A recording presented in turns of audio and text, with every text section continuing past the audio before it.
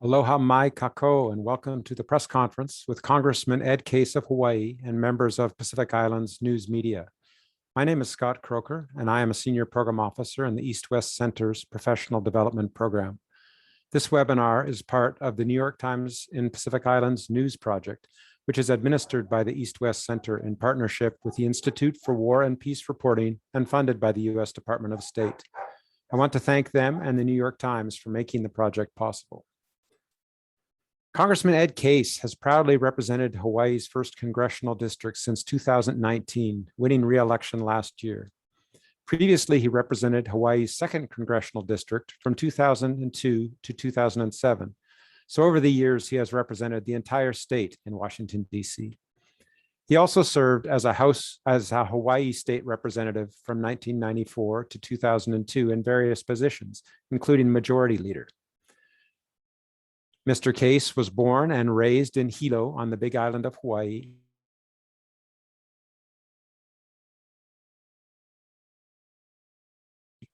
Before working on Capitol Hill for 3 years as a legislative assistant to U.S. Representative Senator Spark Matsunaga of Hawaii.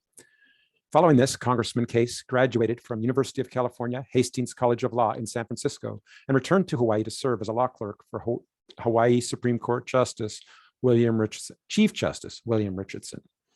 He then joined the Honolulu-based law firm of Carl Smith Ball, Hawaii's oldest, where for 2 decades he practiced litigation, property, transactional, business, and government law, and rose from associate to partner and managing partner.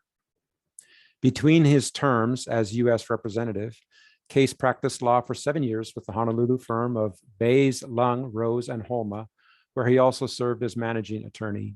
He then served for 5 years as Senior Vice President and Chief Legal Officer of Outrigger Enterprises Group, one of Hawaii's oldest hotel and resort companies. The Congressman is married to his wife, Audrey, a Sansei, or 3rd generation from Japan, and they have 4 children, a daughter-in-law, and now their 1st grandchild. The Congressman is joining us today from his district office here in Honolulu. I'd like to welcome Congressman Ed Case. Thank you.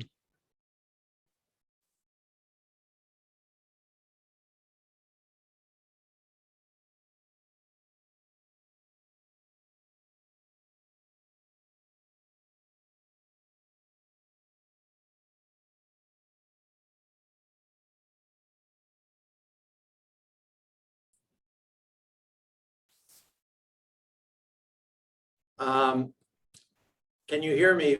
My video, you have control of my video. There we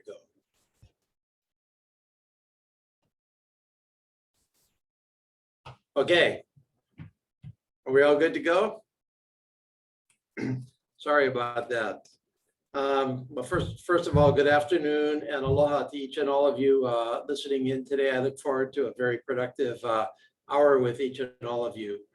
First of all, before we go any further, I just want to say an incredible mahalo or thank you to the people that made this possible. Of course, the East-West Center right here in Honolulu, Hawaii, which for decades has stood for the interchange between East and West and has really been a safe discussion spot for so many of our world's issues. And I'm a major supporter of the East-West Center and want to help wherever I can. The U.S. Department of State, which has funded and is all in behind this effort and so many others throughout the Indo-Pacific. Certainly the Institute for War and Peace Reporting, and finally Joshua Peller of the New York Times.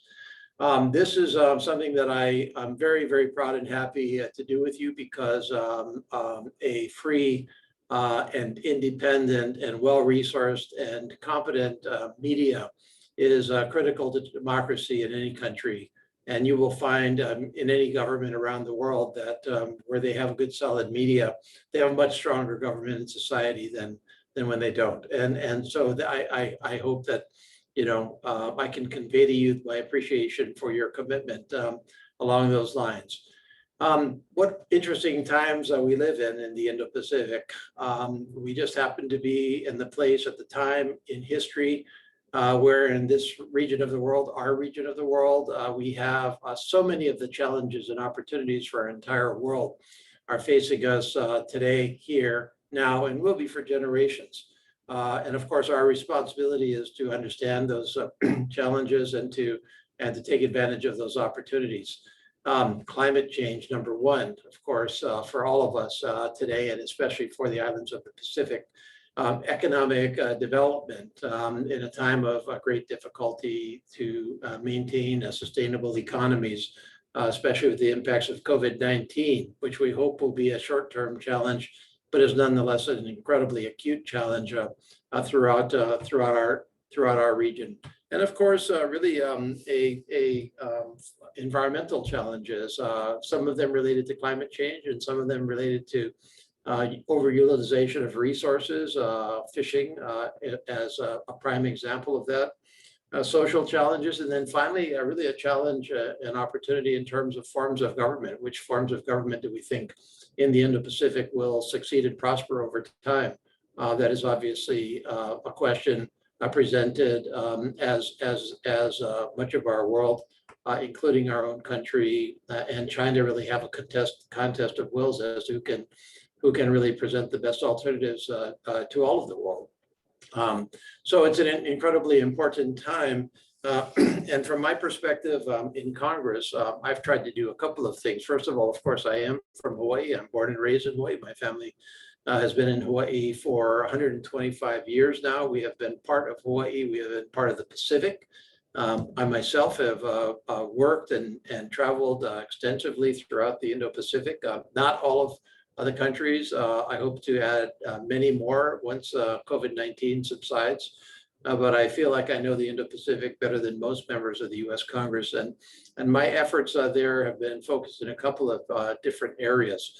I think, first of all, I would mention that although our country is much more attentive to the Indo-Pacific, the broad Indo-Pacific, so really the area of our world really between the U.S. mainland and India, which is, of course, an incredibly important region for our country, to include countries such as Japan and Thailand and Indonesia and Australia and New Zealand. I don't think our country has been as attentive, at least in recent decades, to the Pacific Islands themselves. So I really refer at this point to the islands of as are broadly characterized Micronesia, Melanesia, and Polynesia, the islands of the world where actually if you take all of the islands, their landmass, and their exclusive economic zones, you have an area of our world that is larger than the landmass of Russia and China combined. And yet, in all honesty, from my perspective, our outreach from our country has lagged throughout the Pacific Islands, even as we focused on the Indo-Pacific. And so one thing that I did when I returned to Congress in 2019 was to co-found the first ever Congressional Pacific Islands Caucus, which is a collection of members of Congress on both sides of the aisle, so both Republicans and Democrats, whose sole focus is the Pacific Islands and our country's relationship with the Pacific Islands.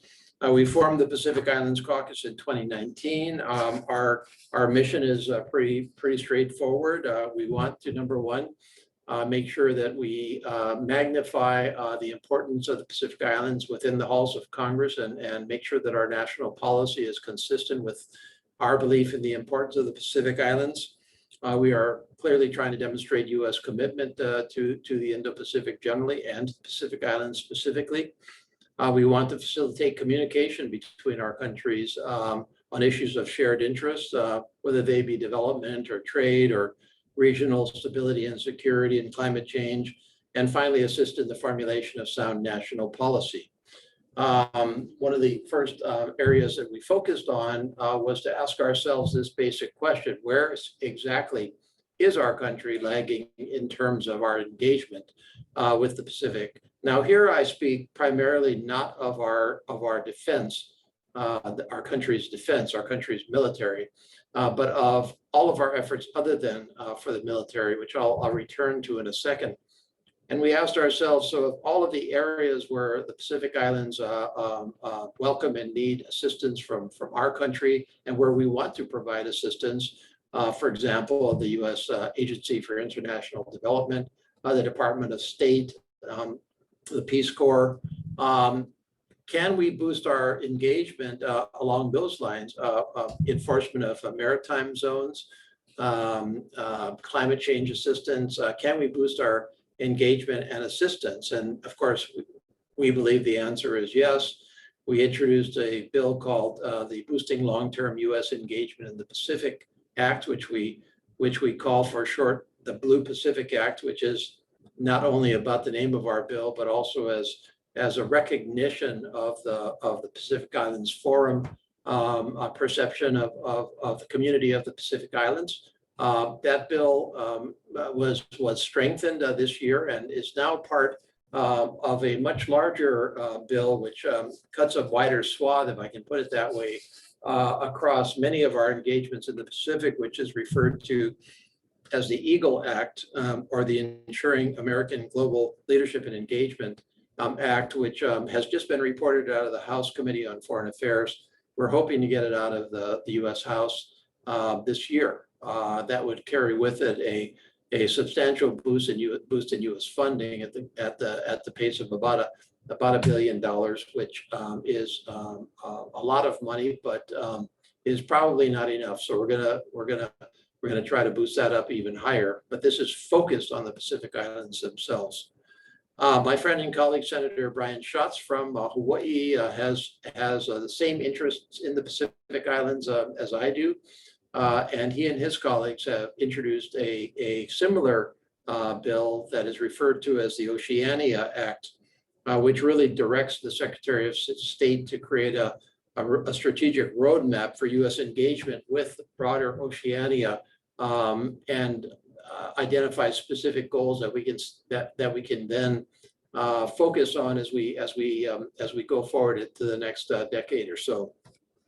I spoke earlier about our military. Of course, our military understands very, very well the challenges that we face from a national defense perspective in the Pacific, the broader Pacific, the Indo-Pacific, as well as the Pacific Islands themselves.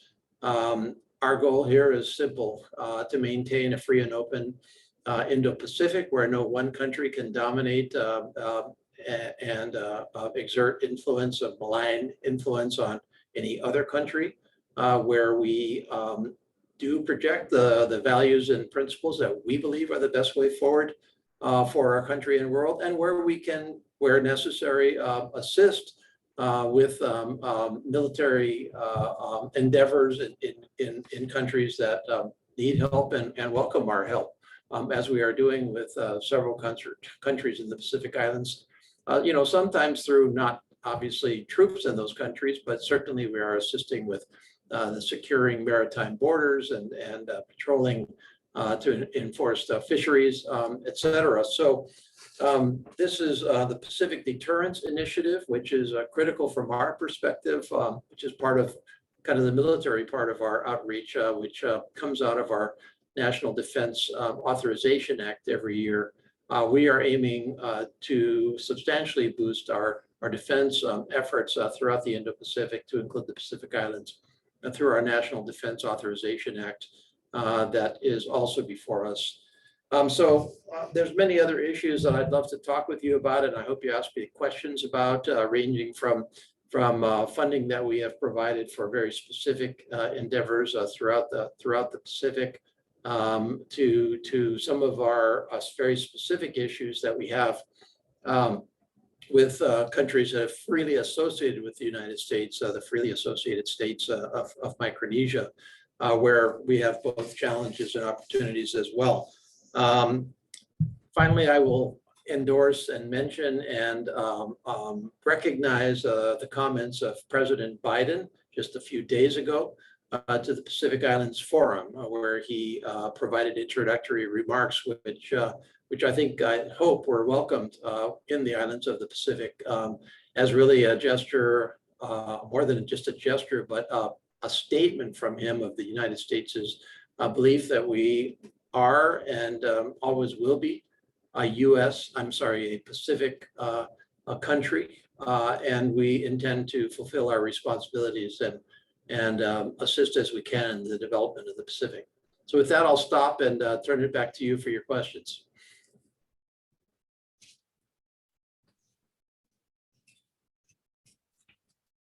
Thank you very much, Congressman Case. And I was remiss in my introductory remarks in not thanking you for your ongoing and continuous support of the East-West Center. That is certainly very welcome and helpful for us going forward. While the journalists present here gather their thoughts and put together, I see a hand raised. All right, Samantha, you are going to be elevated to a panelist so you can ask your question.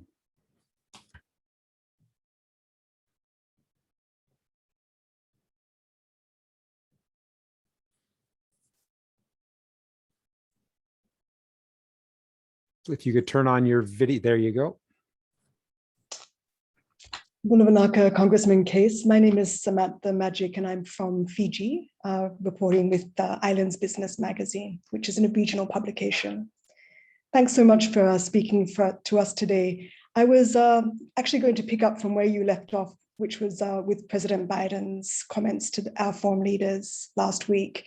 And one of the undertakings he made was what he called a no strings attached commitment on vaccines to the Pacific, and specifically the Pfizer vaccine, which is one that we are currently getting down here in Fiji, for example.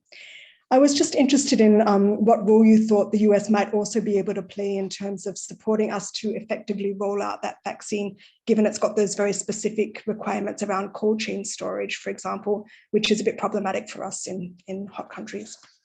Naka. Well, thank you so much for joining us and for your question. I have been privileged to visit Fiji myself, and I'm looking forward to getting back. It's been too long since I was in Fiji. As you point out, President Biden specifically talked about COVID-19 as a challenge facing all of us, and specifically said that the challenges of the Pacific Islands in terms of access to the vaccine are the United States' challenges and opportunities to assist. He expressly mentioned 80 million doses that the United States has shared around the world with others, even as we've, of course, had our own needs, as well as 500 million Pfizer doses through COVAX. I assume, and I need to check on this, but obviously, when you use the Pfizer, vaccine, you need stuff that goes with it, and the refrigeration is a major issue.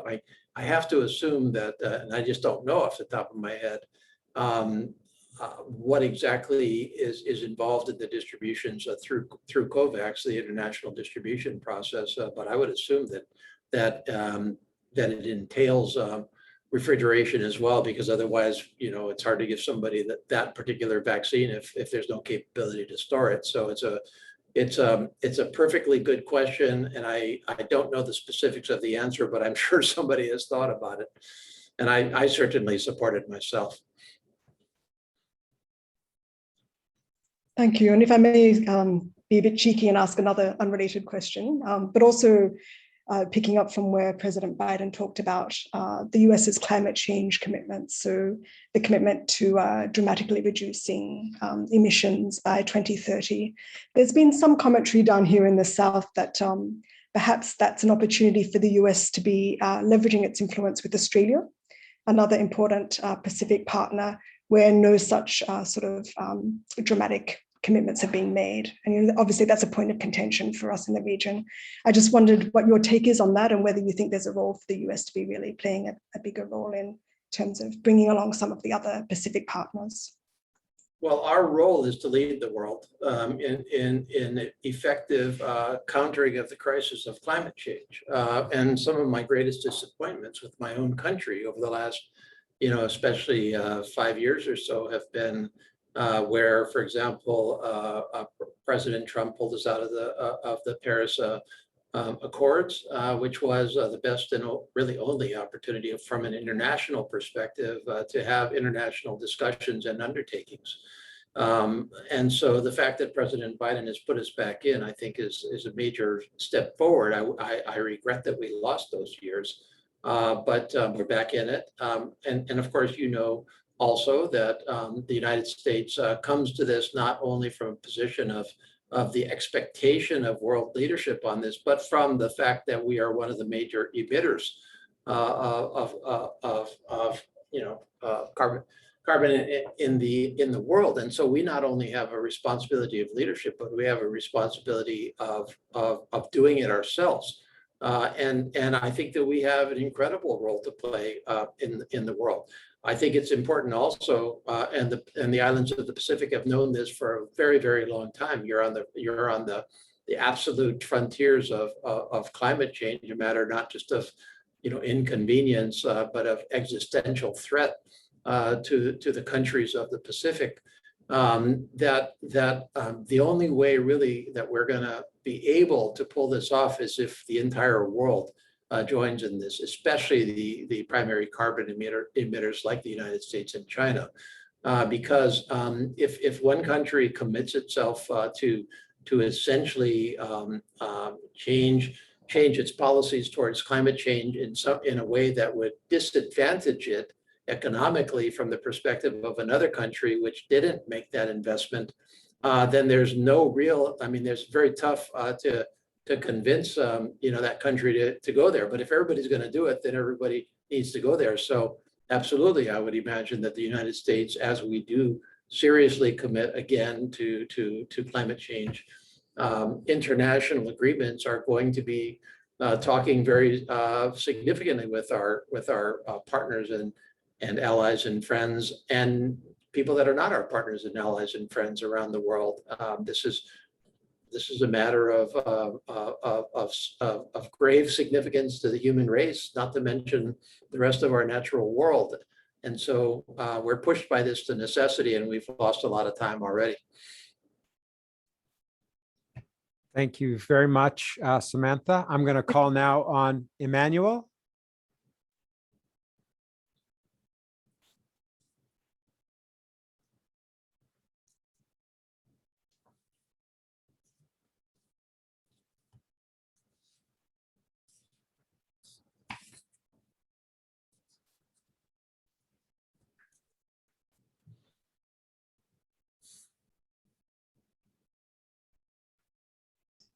Hi. Aloha. Hi, Congressman. How are you? Kia ora from Rarotonga. Very nice to see you. My question is just it's a sort of a two-part question. First one, can you tell us the latest with regards to the Blue Pacific Act and where we are at with that piece of legislation? Sure. The Blue Pacific Act, again, is the bill that I and my colleagues in our Pacific Islands Caucus introduced in the last Congress, and to reinforce in our system of government, we go through two-year Congresses. And so the last Congress was essentially 2019 to 2020, and then you've got to start over again. So we introduced it in the last Congress. And advanced it, but sometimes these things take more than one Congress to get done. This Congress, we advanced it. By the way, I should point out that our Blue Pacific Act was not developed in a vacuum. We didn't just sit in, a dark room in Congress and try to figure out for ourselves what was needed. We actually consulted not only with a very wide variety of government agencies in our own government, but with the governments of the Pacific Islands. We basically went to the countries and said, look, we think we've lagged in terms of our engagement. What do you need? Where can we most help? Where should we work together? So this is really I think a very collaborative effort across the entire Pacific. We reintroduced it this year, and it is now largely part of a larger bill that deals with the Indo-Pacific, which is referred to as the Eagle Act, that we hope and expect, which has now passed out of committee, which is a big deal. So, not every bill passes out of committee, so it's out of the House Foreign Affairs Committee. And it has to be reviewed by one or two other committees, and we're hoping very much to bring it before the full House for passage. I should also note that the U.S. Senate is taking similar efforts on a very similar bill, and sooner or later, if we do this right, the best of both of those bills, all of those bills, will be combined into a into a law that will significantly increase our engagement with the Indo-Pacific overall and with the Pacific Islands themselves. So the developments are positive. Certainly, they've been accelerated by great concerns for the direction of the Pacific Islands, and it's very hard to discuss all of this without recognizing that our country, views China as a real concern in the Pacific Islands. I understand perfectly that this is not all about China, and it should not be all about China. This should be occurring whether China is out there trying to expand its influence or not. But the practical reality is that you can look at this in a number of different directions, whether it be the basic long-term partnership that we've had with the country of the Pacific Islands, or our responsibilities in the Pacific Islands historically, culturally, or China. At the end of the day, whatever it takes to pass something out of Congress that's going to work, that's what you go with. Yeah, I asked the question from the following, with the following events in mind. Hillary Clinton was here in 2012 for the Pacific Islands Forum meeting. According to one media report, it said that when the act was introduced in the first Congress, it was ignored by most lawmakers. It seems sometimes within the last decade or so that China is mentioned much more often in the Cook Islands, at least compared to the United States. How would you respond to saying that the U.S. is largely absent from the region, and why is this issue not gaining traction amongst your fellow lawmakers? Well, first of all, I don't accept the view that the U.S. is largely absent from the region. We have been completely engaged in the region, but I will be the first to say to you that I agree that our engagement in the Pacific Islands, as I said in my introductory remarks, has lagged over the last 1 or 2 decades, that we have not disengaged, but we have not maintained the level of engagement that we should engage or need to engage going forward into these next generations of so much, as I said, challenge and opportunity in the Pacific Islands. I think that, if you ask me, why did this happen? I think certainly, as we look over the last 20 years of our own history, which I think you can probably trace to almost 20 years ago to the day, and just a few weeks to the attacks on our country of September 11th, which set off a chain of events that have dominated our country's focus for 20 years now. Many of our engagements around the world, short of the Middle East and Iraq and Afghanistan and terrorism and Al Qaeda and ISIS and on, have lagged. So I don't think I don't think one should assume that the lag of engagement, especially on the non-defense side. So if I can use the characterization of non-defense, that was not focused on the Pacific Islands. That was a consequence of our focus elsewhere in the world. And so, you could probably say the same thing in South America or the Caribbean or Central America for that matter, or Africa.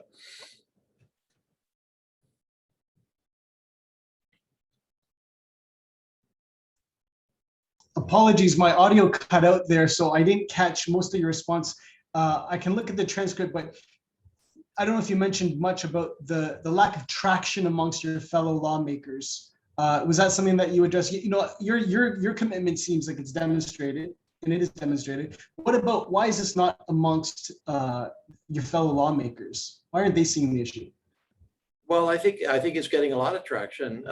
We probably have some differing perspectives on what it takes to get something through Congress. In all honesty, and I spoke earlier about maybe you weren't hearing me when I talked about the fact that our focus since September 11th, 2001, the attacks on our country, has been elsewhere in the world, but you could just as easily ask why the United States has not been engaged at that level in South America or Africa or Central America or many other parts of our world. Frankly, I think it is getting traction. To me, the fact that we only introduced the Blue Pacific Act, which is a pretty big proposal, only about, what has it been, about a year plus. We introduced it in the waning days of the last Congress, in the middle of a presidential election year, when frankly, nobody was focusing on legislation at that point. Congress was distracted with its own elections and with the presidential election, and it was winding down. So the fact that we have advanced this far this year, I think says a lot about the traction that the bill does have.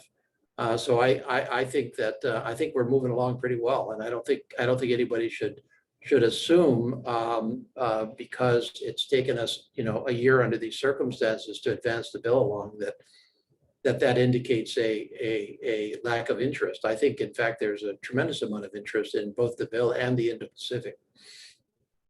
Okay, thank you, Congressman. Apologies if I asked you to repeat yourself. I No, had some it's all right. technical issues here. But thank you. No problem. I hope to make it to the Cook Islands. That's another place that it's definitely on my wish list. I'd like to see you. Thank you, Emmanuel. Good questions there. I don't see any other hands raised right now, so I'm going to take moderator's prerogative and pose a question myself. You mentioned that there's about $1 billion for the Pacific Islands appropriated or potentially appropriated in the Eagle Act. Could you provide a little more details on what type of activities that funding might support? Sure. Let me I just need to make sure that I've got my more detailed list here so I can get it with some specificity as opposed to right off the top of my head. We certainly are looking, well, we're basically, first of all, we're looking to expand our embassies and our consular presence. One of the real disappointments from my perspective is the previous administration, which really drew down presence. And one of the things that I hear probably the most, and you can correct me if I'm wrong because you're there, but many countries said, well, hey, to have a good partnership, you got to show up. And I think many countries rightly thought that we were drawing down our official presence through our embassies, consulates, our international agencies. And so the Blue Pacific Act says, well, we're going to reverse that. So that would be one particular area. We definitely fund much more increased engagement and cooperation in some of the regional issues that are particularly important to the Pacific Islands. I mentioned maritime security earlier, which is critical as you try to protect your fisheries that in some cases are being very seriously depleted to unsustainable levels. We have transnational crime issues where the United States can provide a much greater presence for them. Certainly law enforcement to include illegal, unreported, and unregulated fishing.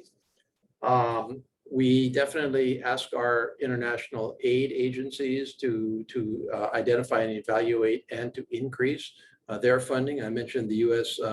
Agency for International Development earlier, but clearly there are other agencies along the same lines. We try to provide increased assistance to our international law enforcement academies, which are very much utilized by many of the Pacific Islands. We try to work on emergency preparedness and response because, as you know better than me, the Pacific Islands are tremendously exposed to natural disasters such as hurricanes and typhoons and tsunami. And we have aided in preparation for that as well as in response to that. And that's an area that we definitely need to boost. And then finally, I believe that the Peace Corps needs to come back much more. And we try to fund an increase in the Peace Corps. So I guess the way I would characterize it is take all of the efforts that we have conducted in the past that have lagged in the non-defense space, and add to that the list of areas that the Pacific Islands themselves believe that further cooperation and assistance is needed. And we tried to tick off that list. So we just added up that list, and then we said, okay, we're gonna start boosting here and boosting there, and it'll add up to a significant re-engagement in the region. Thank you very much. I see Gif Johnson has his hand raised.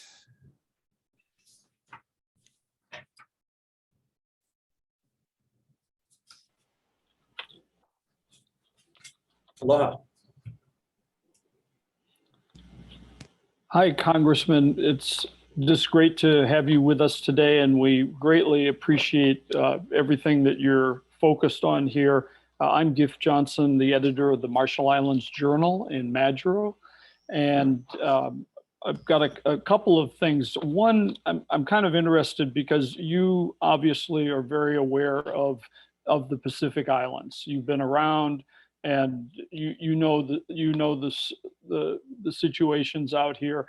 And the legislation that you've introduced, the Blue Pacific and the Blue Pacific Act, it's brushstroke legislation. It's focused big picture things in many areas. But the concern is that having been out here for a long time, cookie cutter approaches don't work in all the islands. You've got very different situations from Papua New Guinea to Tuvalu. So in the context of legislation, how do you see trying to address the fact that the Pacific Islands are not one homogenous group that you can say everything that we have here will apply? Well, we're not trying to micromanage how the actual assistance and the actual programs are applied. We're not trying to do a cookie cutter, one size fits all approach. We're trying to identify the generic areas. For example, I don't think any of the Pacific Islands would disagree that climate change is an issue. But you might well, you obviously do, just by nature of geography. The Marshall Islands are far different, than Fiji in some ways from the actual threat of climate change and the immediacy of climate change, just from the fact that Fiji is higher than the Marshall Islands. I guess that'd be one way of looking at it. Yeah. Certainly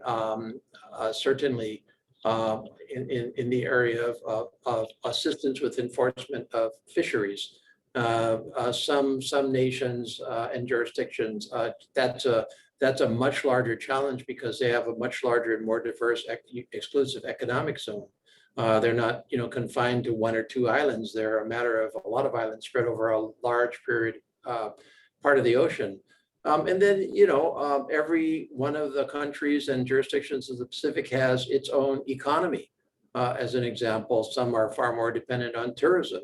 Some are very dependent on mining. Some are, so we're not trying at all to say that you must spend, just to take an example, the U.S. Agency for International Development, that you must spend that money on this particular effort. The idea is to re-engage in the Pacific Islands on the terms that the Pacific Islands and each of them needs. And so that's my response to it. And the Blue Pacific Act does not micromanage that money. Okay, Matt, could I ask one follow-up to that? I get what you're saying. So in looking specifically at the Marshall Islands, the nuclear test legacy is the bilateral issue between the US and the Marshall Islands. And in an otherwise stellar, longstanding, and great relationship at all levels, it stands out as an issue that's in need of resolution. Now, there's no mention of this in the Blue Pacific Act or in the Honoring Oceania Acts. And I'm just wondering, do you see any opportunity for yourself or for other people in the Congress taking the lead on this particular issue with the Marshall Islands to address the unsolved issues of the nuclear test legacy to find a good resolution that works for everybody. Yeah, well, I mean, the Blue Pacific Act, you're correct, doesn't actually address this. This is a specific issue between the United States and the Marshall Islands that dates back, of course, to the time of nuclear testing. It's both a general concern as well as very specific to Runit Dome, as an example. And so I guess I would say it's separate from the Blue Pacific Act. It's obviously an issue between our two countries, and I appreciate your characterization, by the way, which I think is accurate, which is amidst a very long and good relationship and friendship and approach of mutual interest. This does stand out as an unresolved issue. So I think you're correct in how you've characterized it. We have tried to address it independent of the Blue Pacific Act or otherwise in our appropriations process. It is, I believe, correct me if I'm wrong, you probably know better than me, but it's certainly a matter of continued negotiation as we go through the Compact of Free Association renegotiations, and it should be. And so there are many in Congress that are focused on this issue, and I am one of them. But I think it is a specific issue that we can't ignore.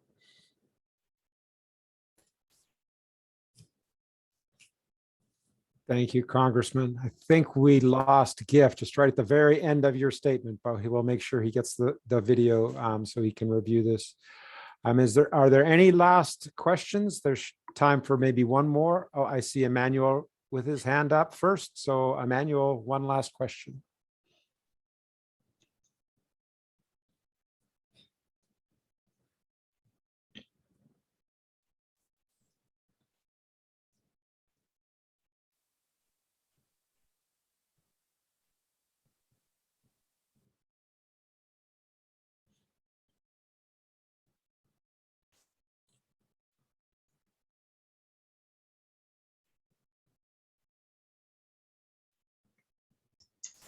Hello again, Congressman. Hello. Can you hear me? Yes. It's basically the last question here for me. Just going back to the issue of a fractured Pacific Islands Forum and the threat to regionalism.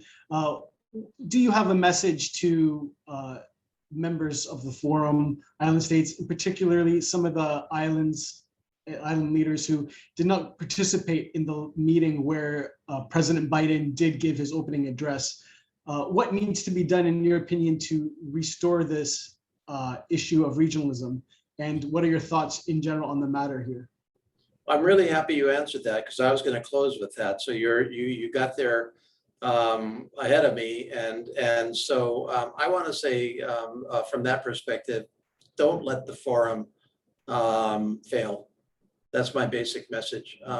Now it is up to the countries of the and jurisdictions of the Pacific Islands to decide how to maintain regionalism. I will say very directly that I believe regionalism is not only an advantage for the Pacific Islands, but it's really the only way forward in what's going to be a difficult world here. And to the extent that the Pacific Islands can band together for mutual interests and to address internal issues in a safe place and a common ground where everybody's committed to maintaining some semblance of regionalism, obviously recognizing that each of the Pacific Islands and the regions of the Pacific Islands are different. That is a strength. And I just think it would be a terrible tragedy if the forum fails. And I'm talking about a forum that does encompass all of the Pacific Islands.